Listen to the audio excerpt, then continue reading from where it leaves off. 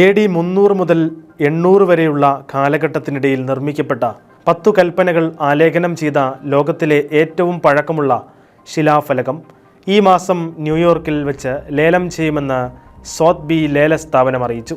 Paleo Hebrew ലിപിയിൽ കൽപ്പനകൾ ആലേഖനം ചെയ്ത 52 കിലോഗ്രാം തൂക്കം വരുന്ന മാർബിൾ സ്ലാബാണ് ഡിസംബർ 18-ന് ലേലം ചെയ്യുന്നത്.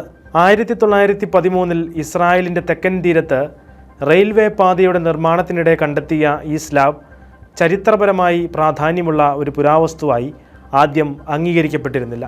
1943 വരെ ഇത് പ്രദേശത്തെ ഒരു വീടിൻ്റെ തറയോടായി ഉപയോഗിക്കുകയായിരുന്നു. പിന്നീട് അതിൻ്റെ പ്രാധാന്യം മനസ്സിലാക്കിയപ്പോൾ ഒരു പുരാവസ്തു ഗവേഷകന് വിറ്റു. സ്ലാബിൽ ആലേഖനം ചെയ്തിരിക്കുന്ന വാചകങ്ങൾ ക്രിസ്ത്യൻ യഹൂദ പാരമ്പര്യങ്ങൾക്ക് പരിചിതമായ ബൈബിൾ വാക്യങ്ങളാണ്. എന്നാൽ കർത്താവിൻ്റെ നാമം വൃഥാ ഉപയോഗിക്കരുതെന്ന മൂന്നാമത്തെ കൽപ്പനയില്ല. അതിനു പകരം സമരിയക്കാരുടെ പുണ്യസ്ഥലമായ ഗെറിസീം പർവ്വതത്തിൽ ആരാധന നടത്താനുള്ള ഒരു നിർദ്ദേശം ഇതിൽ ഉൾപ്പെടുത്തിയിട്ടുണ്ട്.